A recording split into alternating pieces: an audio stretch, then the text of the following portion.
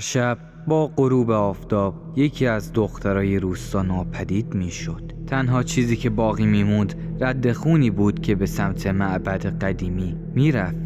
مردم میگفتن جن مرده، اما صدای خندش هنوز نیمه شبها از دل معبد شنیده میشد. وقتی یاشار وارد روستا شد کسی جرأت نکرد حتی به چشمهاش نگاه کنه، چون میدونست جن دنبال کسی میگرده که بتونه جانش رو پس بگیره. شما هم اگه تجربه یا داستان ترسناکی دارید میتونید اونو با آیدی تلگرامی که روی صفحه نوشته شده ارسال کنید. منتظر داستانهای ترسناک شما هستیم. سلام، من یاشارم، اهل ایرانم، ولی بیشتر از هر جای دیگه. زندگیم تو جاده ها، کوه ها، جنگله ها و روستاهایی گذروندم که حتی رو نقشه نیستن. از اون آدما که وقتی همه فرار میکنن من جلو میرم، نه چون قهرمانم، نه چون میدونم بعضی کابوس ها فقط وقتی آروم میگیرن که بری تو دلشون نگاه کنی تو صورتشون. 3 هفته بود هند بودم واسه یه تحقیق عجیب درباره یه قوم قدیمی که میگفتن با دنیاهای دیگه ارتباط دارن، تا اینکه یه شب تو ایستگاه قطار هیچ کس پیاده نشد. شنیدم 2 مرد هندی با صدای لرزون راجع به روستایی حرف می زدن که دخترای جوونش ناپدید میشن. من یه مرد 46 ساله اول فکر کردم شاید چرت و پرته، ولی یه جمله شون منو واقعا تغییر داد. گفتن جن هنوز زنده است، هر شب یکی رو میبره توی معبد، اون معبد نفرین شده. اینا رو که شنیدم نتونستم بیخیال شم. مسیرمو عوض کردم و راهی همون روستا شدم. با قطار تا یه ایستگاه دور افتاده رفتم. بعد با موتور 3 چرخ 2 ساعت تو جاده پر از گرد و خاک و درختای تیره رنگ پیچیدم. آخرش رسیدم به یه روستای عجیب.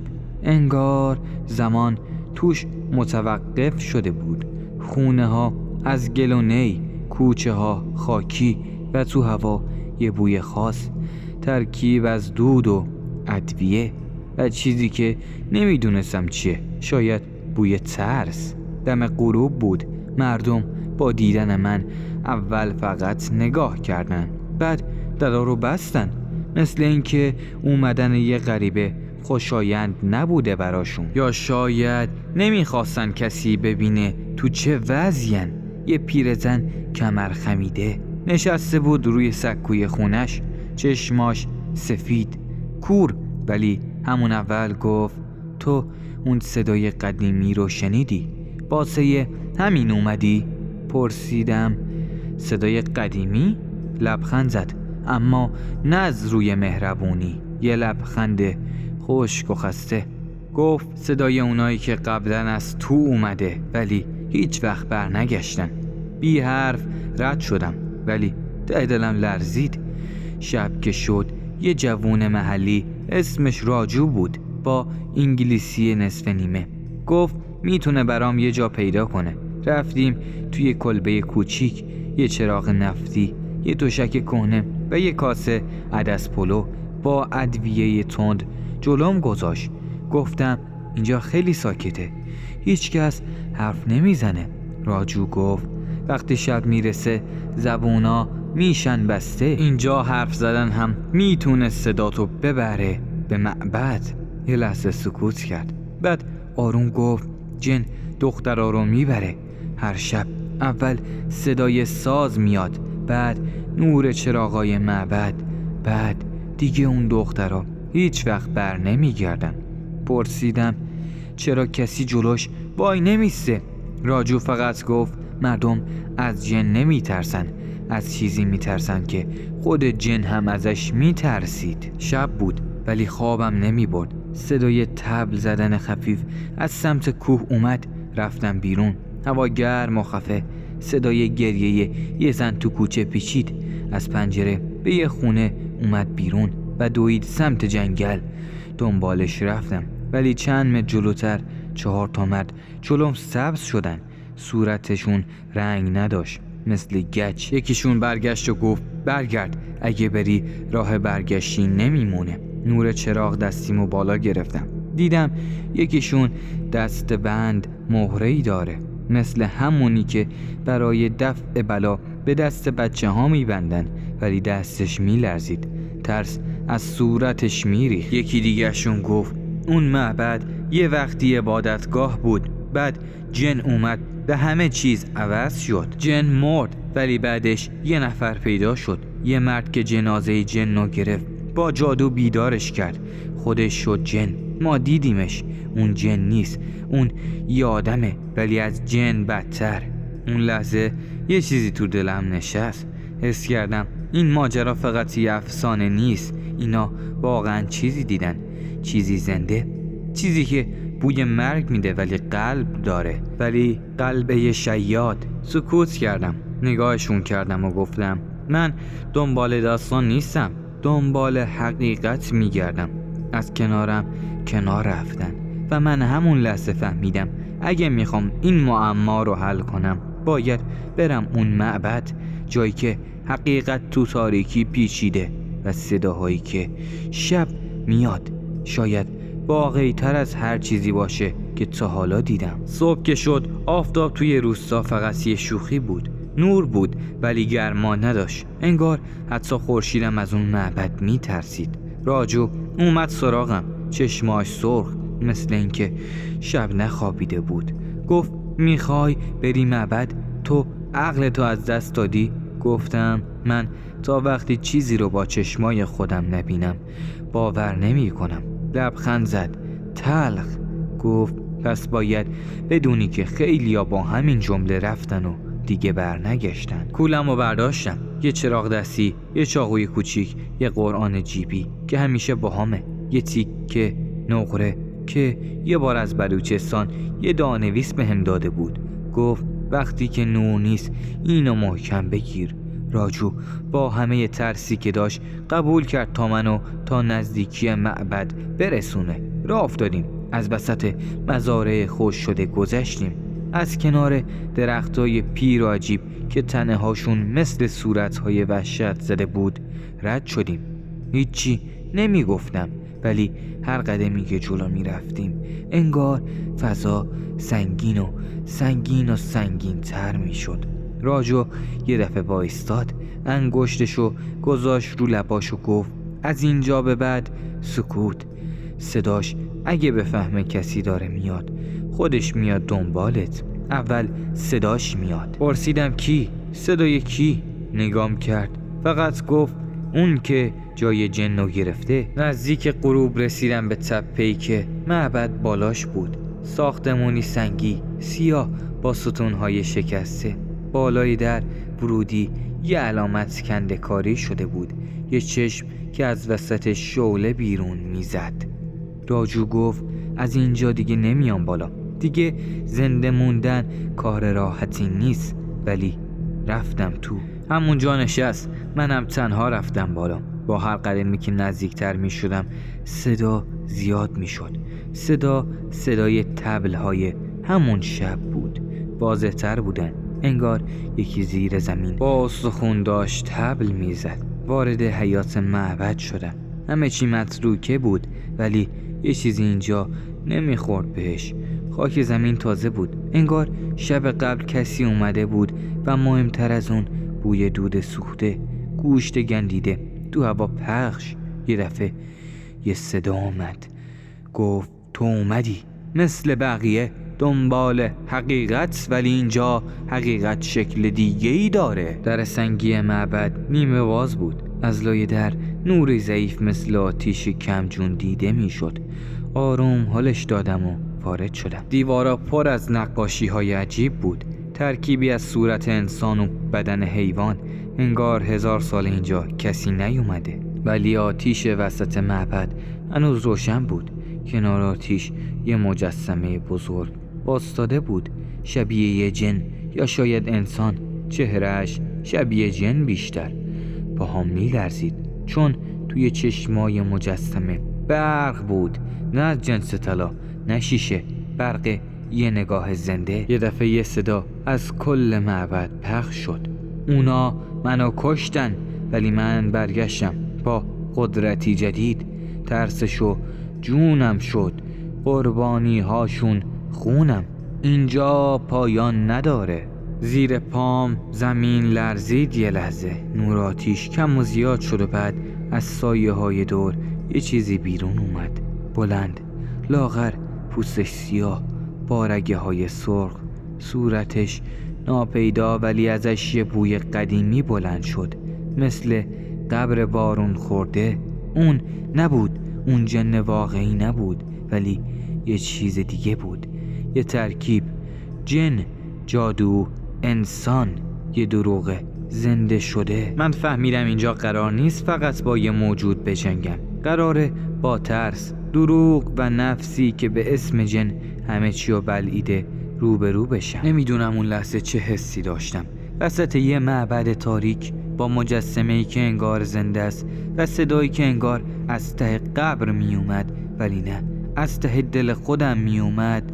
صدا یه چیزی که سالها تو مال خوابیده بود، ولی کسی جرأت بیدار کردنشو نداشت. همین که نور آتیش یه لحظه ضعیف شد، سایه اون موجود روی دیوارا کشیده شد.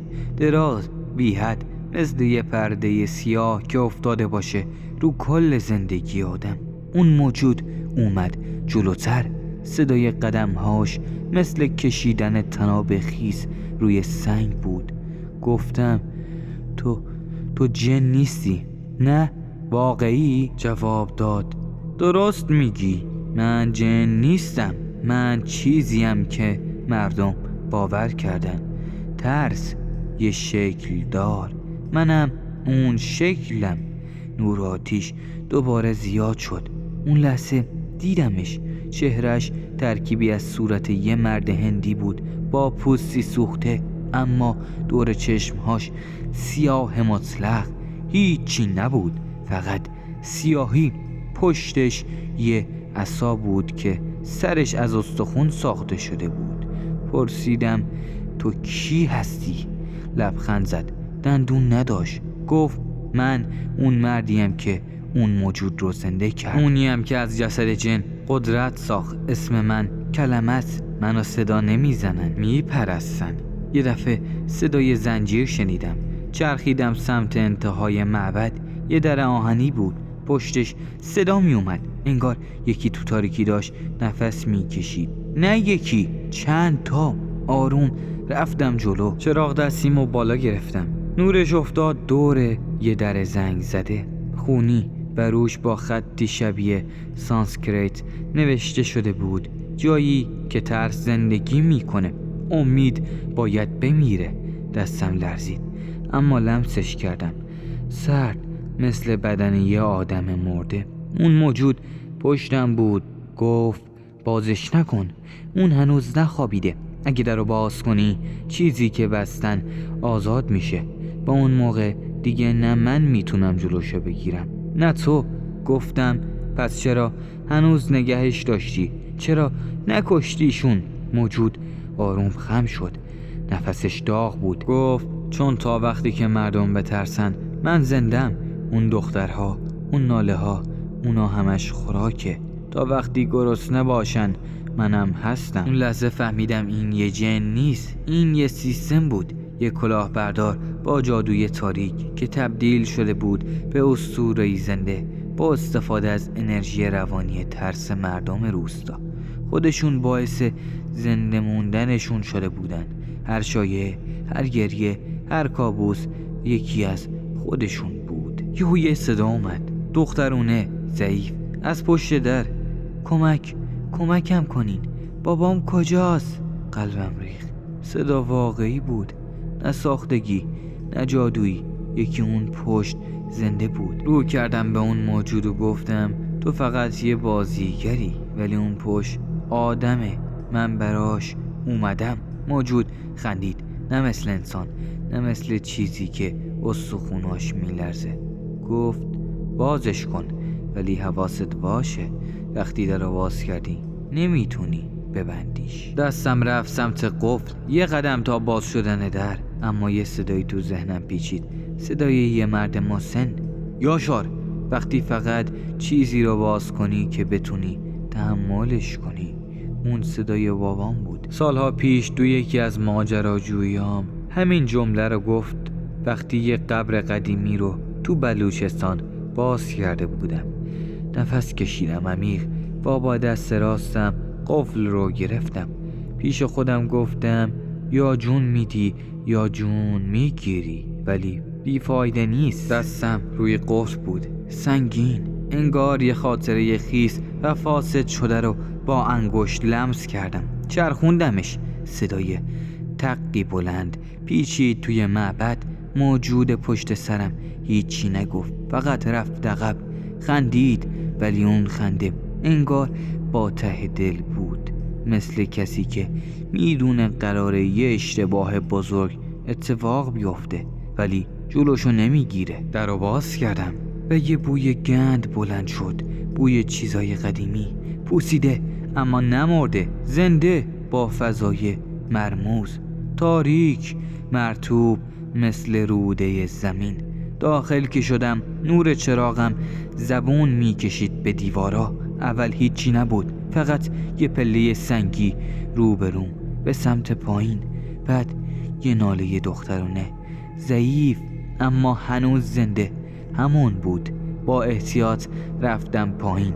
هر پله صدا میداد، انگار با استخون ساخته شده بود.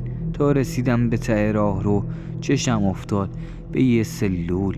اونجا بود دختر، نشسته بود، موهای بلند و خاک گرفته، دستاش دور زانوهاش و یه زنجیر بسته شده به مچ پاش. نور که افتاد روش آروم سرشو بلند کرد. چشماش برق میزد اما نه برق آدمی. گفت تو از بیرونی ها هستی؟ گفتم اسمم یاشاره، از ایران اومدم، دنبال تو اومدم، دنبال شما. خندید، لبخندش تلخ اما قشنگ، مثل غم قدیمی. گفت اونا رفتن، من آخریم، فکر نمی کردم کسی بیاد. رفتم جلوتر، زنجیر رو نگاه کردم، زنگ زده بود ولی محکم بود. دستمو بردم به سمت قفل که یه دفعه دستشو گرفت، روی دستم گذاشت و گفت صبر کن، قبل از اینکه آزادم کنی یه چیزی رو باید بدونی. چشم تو چشم شدیم. تو چشماش یه چیزی تکون خورد، مثل دود. گفت اون مرد که خودشو جای جن جا زده، اون فقط جادوی جن رو دزدیده، اما جادوی واقعی اینجاست، توی منو انتخاب کردن، منو تغییر دادن. من دیگه فقط یه دختر نیستم. گفتم یعنی چی که تو دختر نیستی؟ نفس کشید. یه لحظه رنگ پوستش تغییر کرد، سایه افتاد روش، انگار یه رو پشت پوستش باشه. به هم گفت منو قربانی کردن ولی زنده موندم. جن قبل از مرگش یه تیکه از خودش رو توی من گذاشت. حالا من نیمه جنم و این مرد، این شیاد فقط محافظ منه، چون من مرکز تاریکیم. رفتم عقب، ترسیده بودم. اون دختر با گریه ادامه داد ببین آقا یاشار، من نمیخواستم این بشم، فقط یه دختر ساده بودم، اما حالا اگه من آزاد کنی باید یا کمکم کنی یا این طلسم از بین بره یا منو بکشی، چون اگه همینطوری بمونم یه روزی منم مثل اون جن میشم. اون لحظه مغزم قفل کرد. یه دختر نیمه جن، زنده توی سلول، زنجیر شده، گیر افتاده بین مرگ و زندگی، و من یه مسافر گیر افتاده بین دلسوزی و نابودی. که یهو دیدم گفت ببین، یا به من اعتماد کن یا همینجا ولم کن، ولی هر انتخابی کنی به نفع خودت. بازم گفتم اگه قرار تاوانی باشه پس بذار تاوان نجات دادن باشه، نه فرار کردن. منظور تو از سود همینه، چون این کار سود نداره، فقط ضرره. قفل رو با یک سنجاق باز کردم، زنجیر افتاد و همون لحظه معبد شروع کرد به تاریک شدن. اون موجود بالا اومد و گفت تبریک میگم یاشار، حالا که بیدارش کردی باید باهاش تا آخر بری. ببینم دل تو از تاریکی پر میشه یا دل اون از نور. زنجیر که افتاد، صدای برخورد فلز با سنگ توی معبد پیچید، اما چیزی که تکون خورد فقط دختر نبود. دیوارا، ستونها، نور چراغم ضعیف شد. انگار تاریکی تازه فهمید آزاد شده. دختر نفس عمیقی کشید، پاش رو از زنجیر بیرون آورد. چیزی دیدم، فقط یه پای انسان نبود. پای راستش از زانو به پایین پوسیده، خاکستری و سیاه بود، انگار نیمه جنه. واقعا یه چیزی بین انسان و موجودات جهنمی. گفتم اسم تو چیه؟ آروم گفت آریشا. گفتم خب آریشا، باید از اینجا بریم بیرون قبل از اینکه اون مرد، اون شیاد بفهمه تو آزاد شدی. آریشا یه لحظه مکث کرد و بعد گفت اون الانم داره ما رو میبینه، چون منو میشناسه. من بخشی از اون جنم، ما به هم وصلیم. همون موقع از بالای پله ها یه صدای خنده اومد که تهش انگار یه جیغ حیوانی قایم شده بود. گفت آفرین یاشار، بالاخره قفل باز کردی. فکر میکنی حالا قهرمانی؟ فکر میکنی اون نجات پیدا میکنه؟ رفتم سمت آریشا، بازوشو گرفتم و کشیدم. دوتایی پله ها رو بالا رفتیم، ولی صدا هی نزدیکتر و نزدیکتر میشد. همین که رسیدم به ورودی دیدمش، همون مرد بلند قد با ردای تیره، چشمش مثل چاله، مثل چاه، و پوستش مثل مرده، مثل مرگ، ولی لبش میخندید. از اون خنده هایی که انگار آدم با دندون داره خورده میشه. گفتم دیگه تمومه، آریشا آزاده. مردم روستا میفهمن تو یه شیادی. با صدای آروم گفت شیاد؟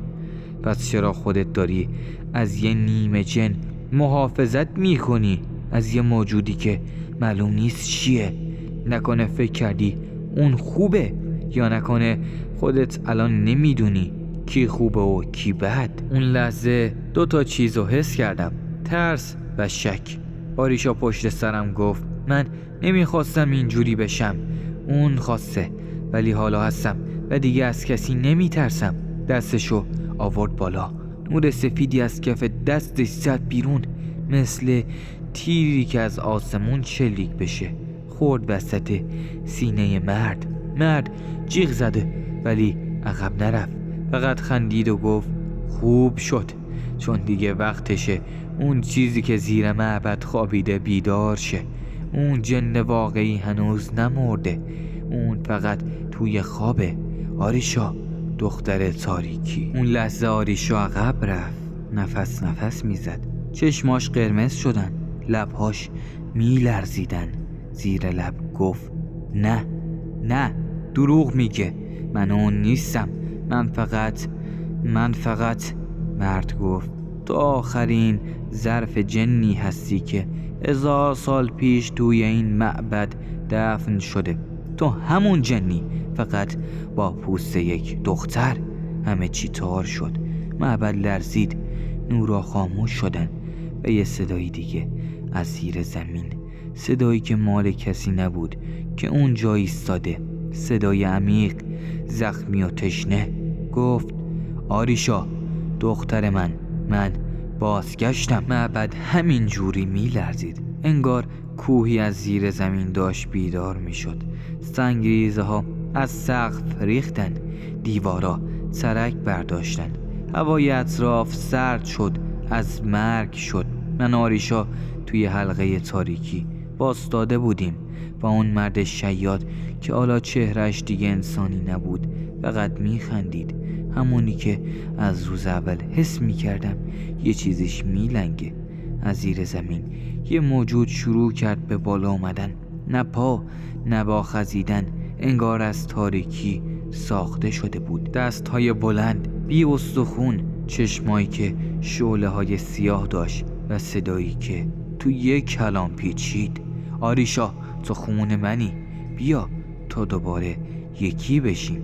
آریشا افتاد رو زمین، میلرزید، تشنج کرد، چشماش گریه اما لبهاش خنده، تعجب، ترس تو بدن من بود. رفتم کنارش، زانو زدم و گفتم ببین، میدونم تو یکی از اونا نیستی، شاید یه بخشی از اون جن تو باشه، اما خودت تصمیم میگیری کی باشی. تو انتخاب میکنی آدم بمونی یا تبدیل به سایه شی. اون مرد پوزخند زد و گفت دیره، اون الانم مال ماست. از کیفم یه سنگ نور قدیمی که از دره نائین آورده بودم بیرون آوردم. یه سنگ کوچیک ولی تو تاریکی می درخشید. چسبوندمش به پیشونی آریشا. جیغ زد، نه از درد، از فشار. نور سنگ پیچید دورش مثل شلاق. نور افتاد روی بدنش. تاریکی از تنش دود شد، اما با نور صدایی ازش بیرون اومد. صدایی که اصلا شبیه اون نبود، یه جیغ غیر انسانی. مرد شیاد داد زد، نه، اگه نور کامل بشه هم من میمیرم هم اون. من فریاد زدم پس بمیر. تمام نیروی باقی موندم و گذاشتم روی اون سنگ با وردی که از یه پیرمرد تو سیستان یاد گرفته بودم. نور ترکید، انفجار، نه از جنس آتش، از جنس ایمان. معبد منفجر نشد، ولی اون جن سایه با فریادی خفه شد. تو هوا تکه تکه شد. مرد شیاد شعله ور شد، انگار وجودش طاقت نور رو نداشت. آریشا افتاد روی زمین بیهوش. روستا بالاخره سکوت گرفت. چند روز بعد آریشا به هوش اومد توی کلبه پیرزن روستا. مردم اول ازش میترسیدن، ولی وقتی دیدن باش حرف میزنم زندم دلشون نرم شد. دخترایی که دزدیده شده بودن بعضیاشون برگشتن زنده، از داخل جنگل اومدن ولی با خاطرات تار.